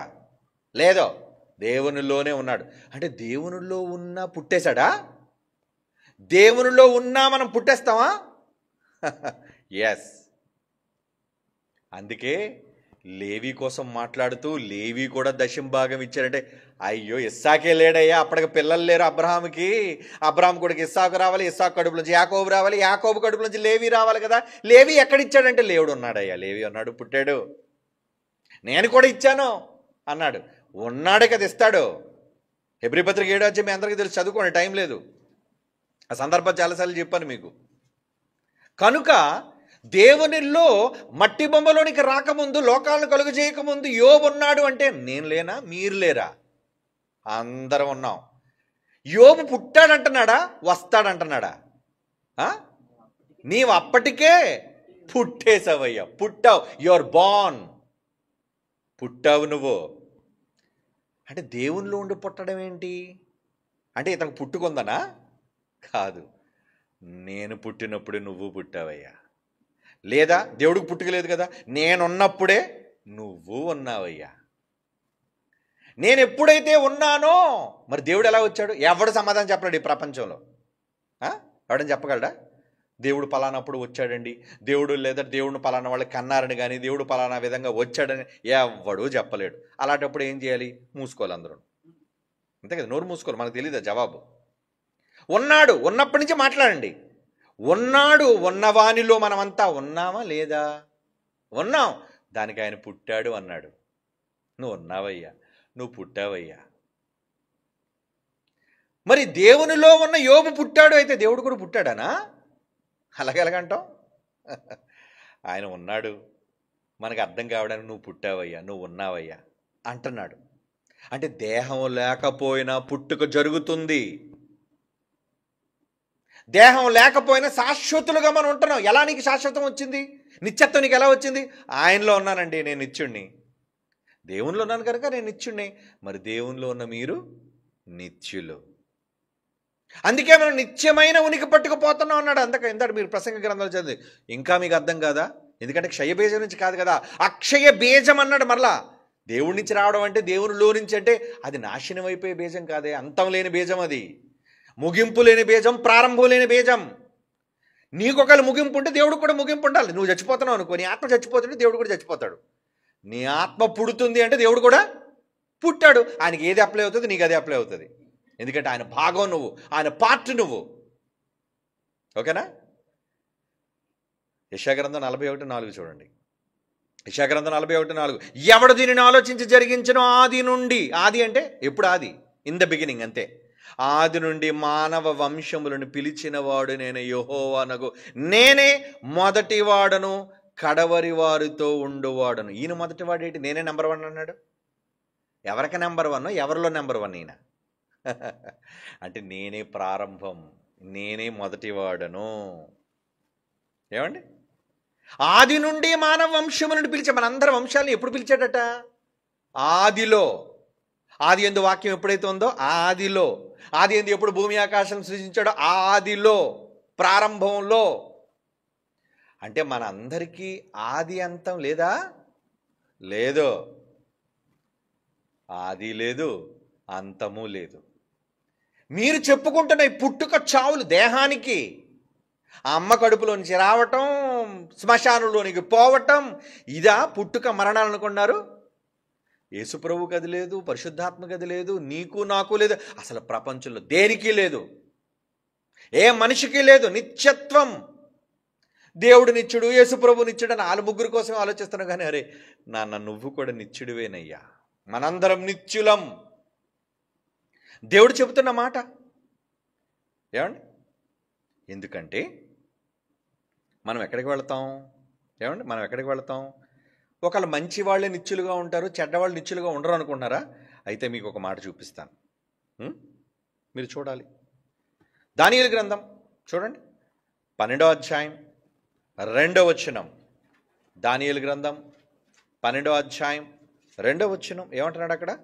సమాధుల్లో నిద్రించి అనేకులు మేల్కొనెదరు, కొందరు నిత్య జీవం అనుభవించుటకును, కొందరు నిందపాలొగుటకు, అంటే నిత్యము హేయులొగుటకు మేల్కొందురు. వెళ్ళేది నిత్య జీవం, ఇంకా ఇంకోటి నిత్యముగా హేయం కావటం, అంటే నిత్యాగ్ని దండన, నరకం. వెళితే నిత్యాగ్ని దండనకి వెళతావు, లేదా నిత్య జీవానికి వెళతావు. అక్కడ కూడా చూడండి, నిత్య నిత్య నిత్య నిత్య నిత్య అనే పదం వాడుతున్నాడు. నిత్యం అంటే ఎవర్ లాస్టింగ్. నువ్వు కూడా నిత్యుడవే. అందుకే నీకేమన్నాడు? నిత్య జీవం, నిత్య నరకం. తప్పు చేస్తే నిత్యము నరకంలో ఉంటావు కానీ లేకుండా పోవు. మంచి చేస్తే నిత్యము పరలోకంలో ఉంటావు కానీ లేకుండా పోవు. ఎందుకంటే నీకు ప్రారంభం లేదు, నీకు ముగింపు లేదు. రాదు నీకు ముగింపు. ఏమండి? మీకు అర్థమవుతుందా? ఇంకో మాట చూస్తారా? ఇంకొక మాట చూడండి, కీర్తనల గ్రంథం 49వ కీర్తన 8వ వచనం. కీర్తనల గ్రంథం 49వ కీర్తన 8వ వచనం, వాడు కుళ్ళు చూడక నిత్యము బ్రతుకున్నట్లు. ఏంటి? కుళ్ళు చూడవా? కుళ్ళు చూడక నిత్యము బ్రతుకున్నట్లు వాని నిమిత్తమే దేవుని సన్నిధిని ప్రాయశ్చిత్తము చేయగలవాడు ఎవడనూ లేడు. నిత్యము బ్రతకాలి అంటే శరీరం కుళ్ళిపోద్దండి, దేహం మట్టి అయిపోద్దండి. కానీ ఇంకా రహస్యంలోనికి వెళితే అది కూడా పాడవదు, వచ్చేస్తుంది బయటికి. తర్వాత విందాం దానికోసం. ఏమండి? ఇంకొక మాటలోనికి వెళ్దాం. మత్తయి సువార్త 25వ అధ్యాయం, యేసుప్రభువు అంటున్న మాట చూడండి. మత్తయి సువార్త 25వ అధ్యాయం 41, 46. మత్తయి సువార్త 25వ అధ్యాయం 41-46 అండి. అప్పుడు ఆయన ఎడం వైపు ఉండి వారిని చూచి, శపించబడిన వారులారా, నన్ను విడిచి అపవాదికి నీ వనదూతలకు సిద్ధపరచబడిన నిత్యాగ్నిలోనికి పోవుడి. అంటే అగ్ని మనల్ని చంపదా? అగ్నిలో మన ఆత్మ చావదా? ఆత్మ చావదు. ఎందుకు ఆరని అగ్నిని పెట్టాడు? నీ ఆత్మకు చావు లేదు గనుక. అంటే నీకు ముగింపు లేదా? అంతం లేదా? మనం అంతం లేని వాళ్ళవా? అంతం లేనివాడిని ఏమంటారు? అంతము లేనివాడిని ఏమంటారు? చావు లేనివాడిని ఏమంటారు చెప్పండి? నిత్యం, నిత్యుడు. అంటే మనుషులందరూ నిత్యులేనా? నరకానికి పోయేవాడు నిత్యుడే, స్వర్గానికి పోయేవాడు నిత్యుడే. ఎందుకు వాళ్ళలో నిత్యత్వం వచ్చిందో తెలుసా?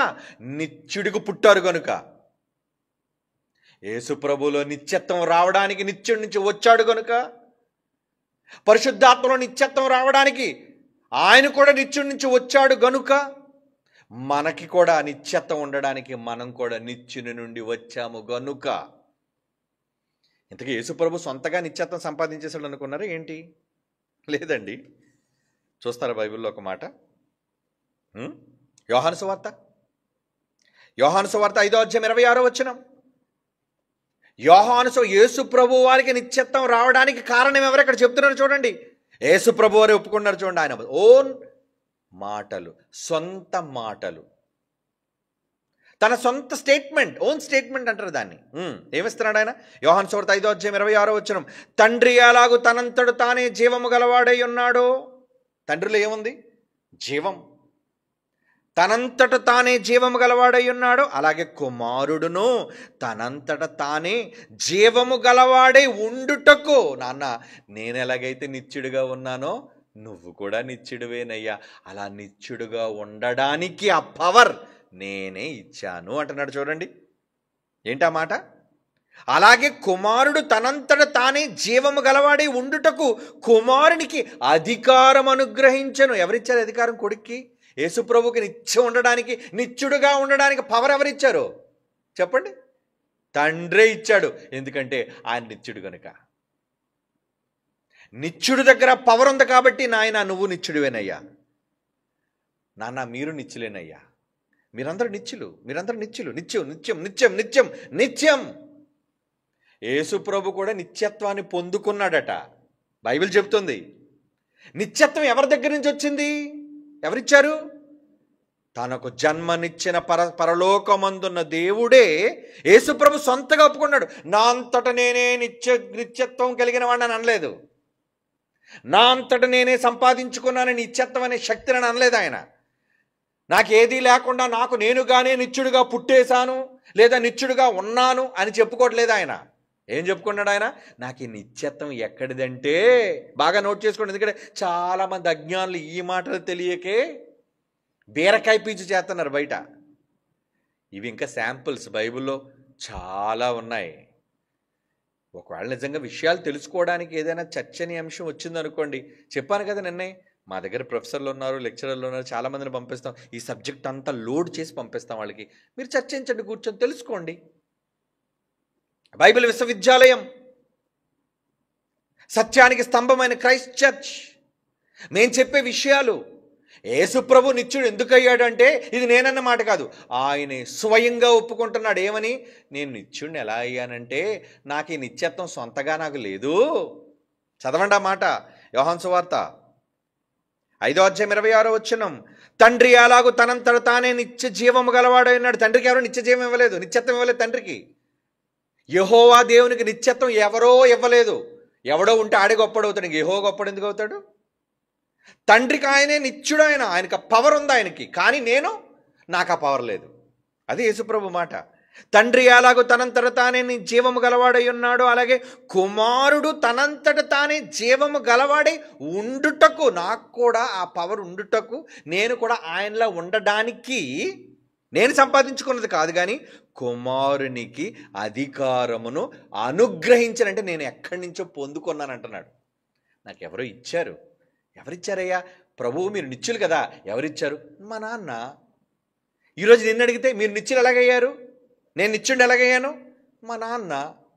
ఏది శరీర సంబంధమైన తండ్రి కాదు, ఆత్మ సంబంధమైన. అందరికీ తండ్రి అయిన దేవుడు నిత్యుడు కనుక నేను నిత్యుడును, నిత్యత్వం కలిగిన వాడును కనుక నిత్య జీవములోనైనా ఉంటా, నిత్య నరకములోనైనా ఉంటాను.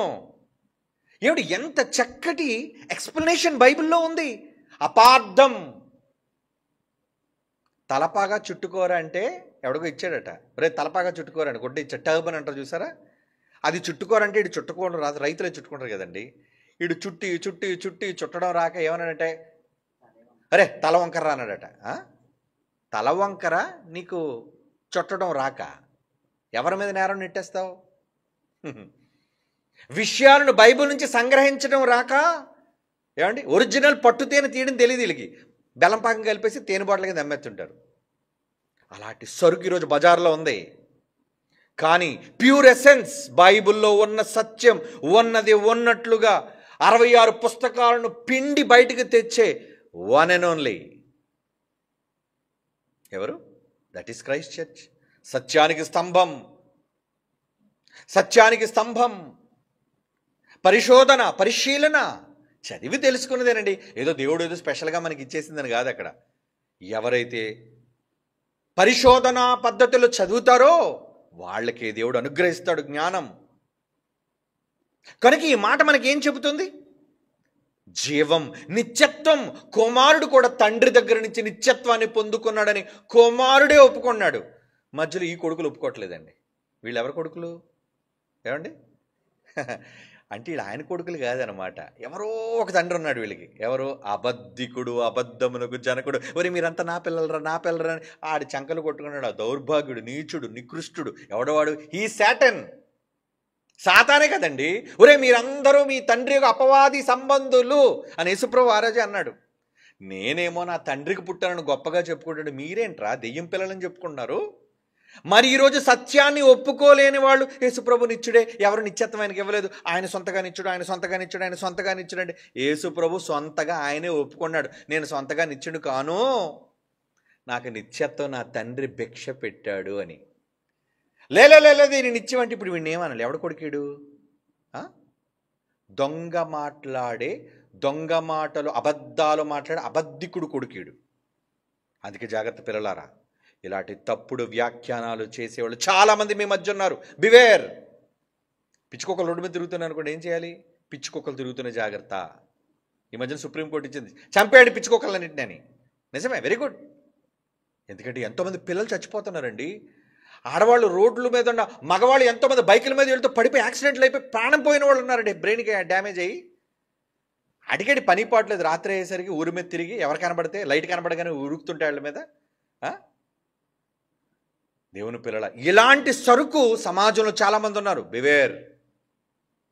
యేసుప్రభు నిత్యుడని ఎవరు కాదని మళ్ళా తిరిగి వాళ్ళు మన మీద ఏమైనా చేస్తున్నారంటే, మీ బైబిల్ ఓపెన్ యూనివర్సిటీ వాళ్ళు యేసుప్రభు నిత్యుడని ఒప్పుకోరండి. ఎవడరా అన్నది నిత్యుడు కాదని? ఎవడన్నాడు ఆ మాట? అబద్ధికుడు చెప్పాలి అబద్ధపు మాటలు. అలాంటి దొంగ సాక్ష్యాలు నమ్ముతారు వీళ్ళంతా. ఆయన వీళ్ళని నమ్మితే ఏంటి, నమ్మకపోతే ఏంటి? మనం నిజం చెబుతున్నా లేదో మనకు తెలుసు. అది దేవుడు కదా మనకి జడ్జిమెంట్ ఇచ్చేది. వీళ్ళందరూ జడ్జిమెంట్ ఇచ్చి మీరు గొప్పోళ్ళు అంటే మనకేం దేవుడు పరలోకం ఇస్తాడా? మీరు చెడ్డోళ్ళు అంటే దేవుడు ఏమో నరకం ఇస్తాడా? ఈ జనం కోట్ల మంది, 800 కోట్ల మంది ఒక పక్క నిలబడి నీది తప్పురా అన్నా నేను బైబిల్లో ఉన్నది చెప్తే నాకు దేవుడు నిత్యజీవనం ఇస్తాడు. వీళ్ళందరూ చెప్పడం వల్ల, సిఫారసు చేయడం వల్ల నాకేమీ పరలోకం రాదు, ఏది ఒరిగిపోదు, చెరిగిపోదు. కనుక విద్యను అభ్యసించే పిల్లలారా, సత్యానికి స్తంభంలో ఉండే పిల్లలారా, మీరు వీళ్ళ మాటలకు భయపడకండి, చెదరకండి. నిజాలు తెలియలేదు వాళ్ళకి, అంతే. వాళ్ళు అపార్థం చేసుకున్నారు. మొదట చెప్పాను కదా, అపార్థం చేసుకుని అలా మాట్లాడుతున్నారు. కనుక మీరు అపార్థం చేసుకోకండి. ఎందుకంటే సర్వసత్యం దగ్గరకు మనం వచ్చాం. నిజం నిర్ధారించబడిన దాని దగ్గరకు మనం వచ్చాం. యెషయా 48వ అధ్యాయం 16వ వచనం చూడండి. యెషయా 48వ అధ్యాయం 16వ వచనం. ఆది నుండి నేను రహస్యముగా మాట్లాడిన వాడను కాను, అది పుట్టిన కాలము మొదలుకొని నేను అక్కడ ఉన్నవాడును. ఇప్పుడు ప్రభువు యెహోవాయు, యేసుప్రభు అన్నాడు ఈ మాట. నేను ఎలా వచ్చానంటే, నిత్యుడుగా నేను ఎలా వచ్చానంటే ఆయన చెప్తున్నాడు చూడండి. ఆది నుండి నేను రహస్యముగా నేనేం మాట్లాడలేదు, ఆదిలో ఉన్నాను నేను. ఎందుకంటే ఆది యందు వాక్యం ఉందా? ఉంది. ఆదిలో ఉన్నాడా ప్రభు? ఉన్నాడు. నిత్యత్వంలో ఉన్నాడు ఆయన. నిత్యుడుకు తండ్రిని పేరు పెట్టడమే కాదు, నన్ను మా నాన్నగారు అరే నాన్న అని పిలుస్తారు. నేను ఆయనకి అన్నానా, ఆయన నన్ను అన్నాడా? నన్ను నాన్న అని ఎందుకు అంటున్నాడు? దేవుడు కూడా తన కొడుకును చూచి, నిత్యుడుగు నా కొడుకు అయ్యా, నువ్వు నా తండ్రివరా, నువ్వు నిత్యుడుగు తండ్రి, నువ్వు నేను ఎలా తండ్రినో నువ్వు కూడా తండ్రి, నీకు అధికారం ఇస్తున్నా, నువ్వు కూడా తండ్రివే.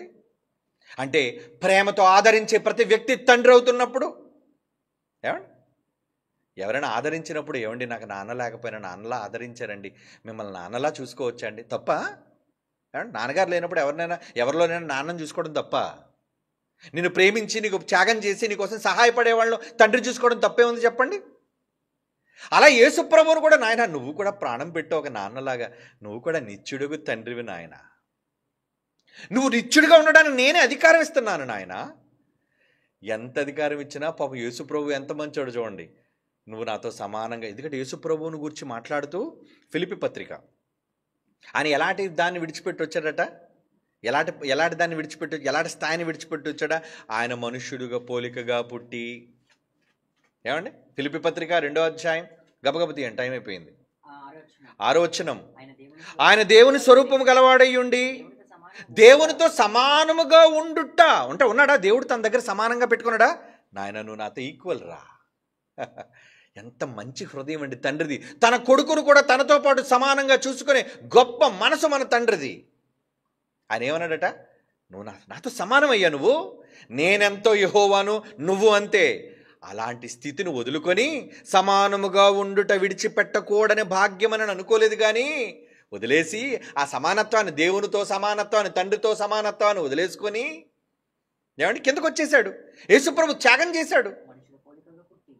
ఏమండి, ప్రతి ఆదివారం నేను మాట్లాడుతుంటానండి, తండ్రి గారు మాట్లాడుతుంటారండి ఇక్కడ కుర్చీలో కూర్చొని.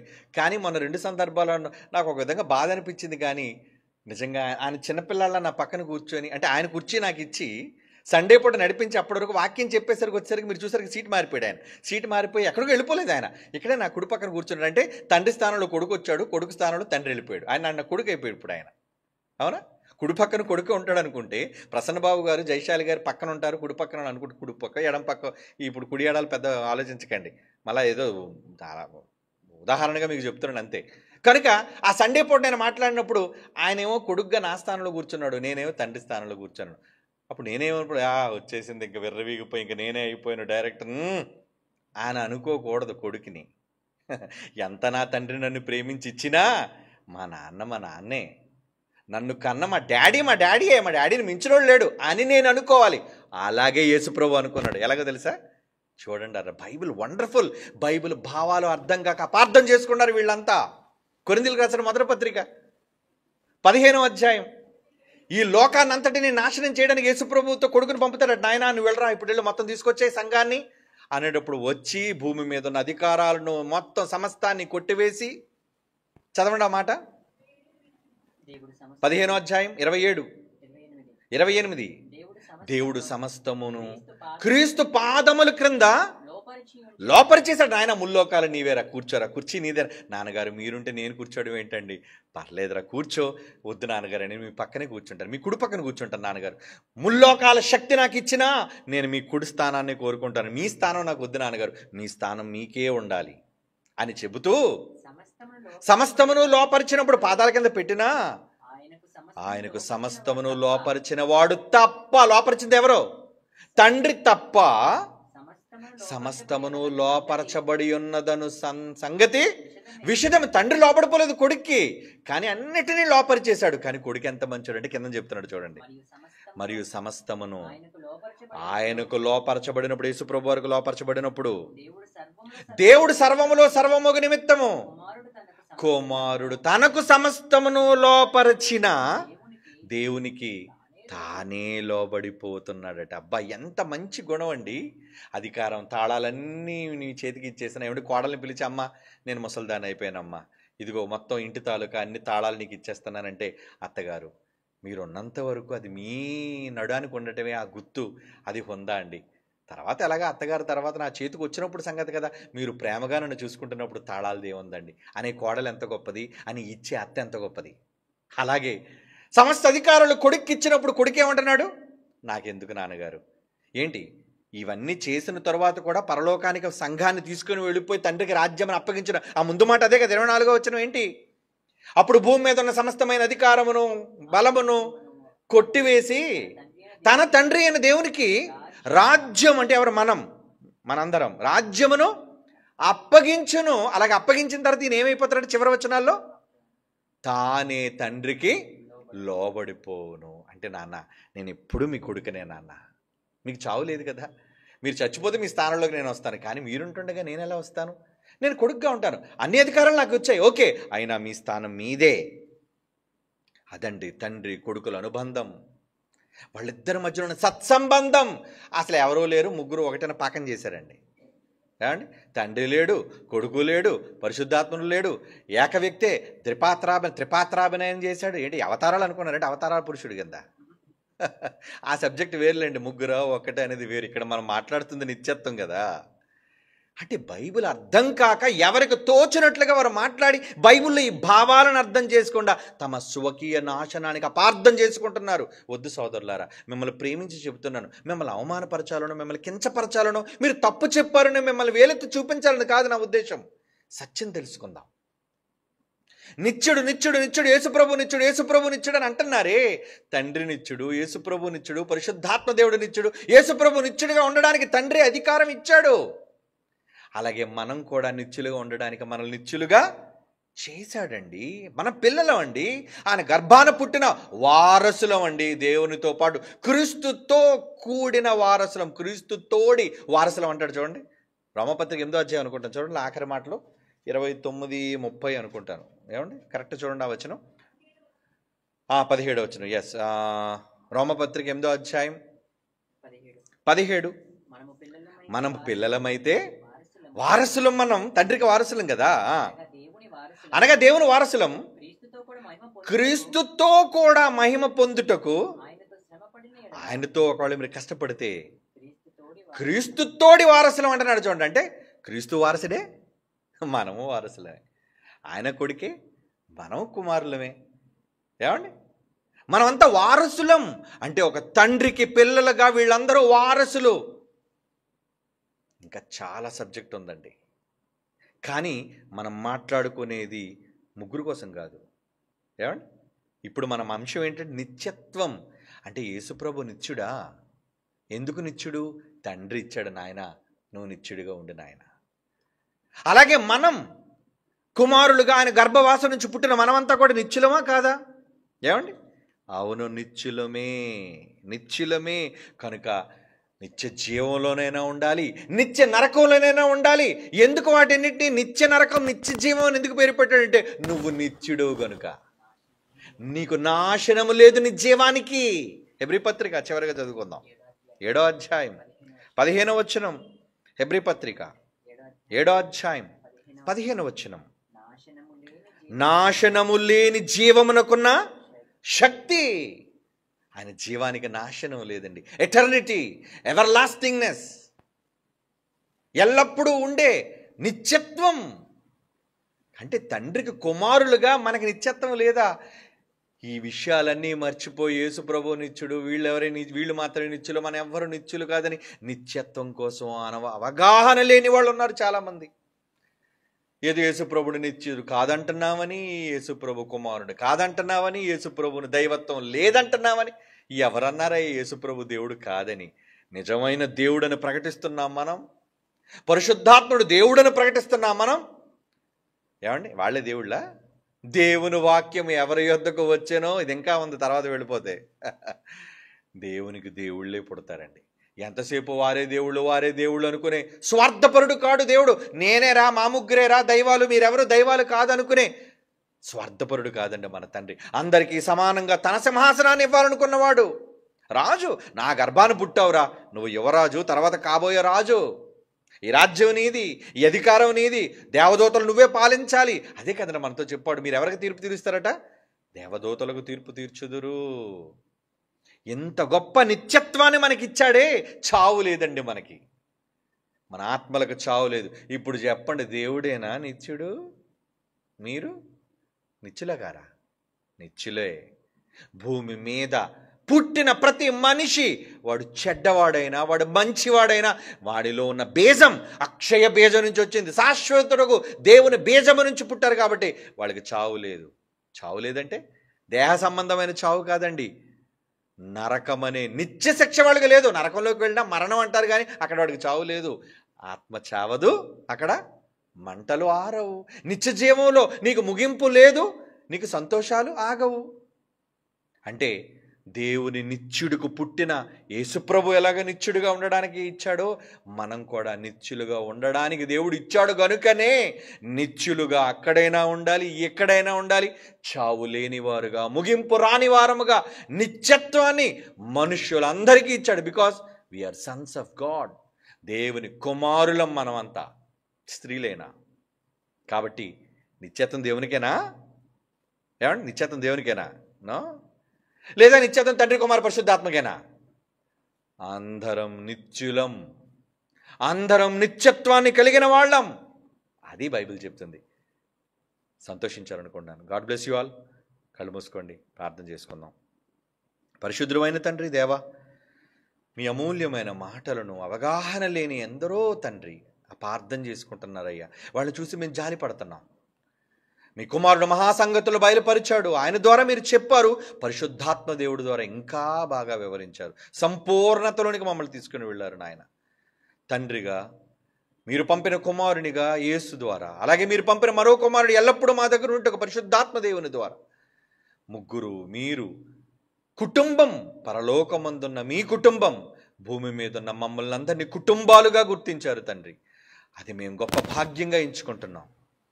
కుటుంబం యొక్క విలువలను ఎరిగిన వారముగా మేము బ్రతికే వారముగా ముందులాగున మా అందరి మనోనేత్రాలు వెలిగించి మాలో ఎన్న అల్లరిని రూపుమాపి ప్రేమ, సఖ్యత, సమాధానం, శాంతిని క్రైస్తవ సమాజం పొందగలుగుటకు కృప చూపవలసిందిగా వేడుకొనుచు యేసుక్రీస్తు వారి పరిశుద్ధమైన నామములో ఈ ప్రార్థన మీకు సమర్పించుచున్నాము తండ్రి.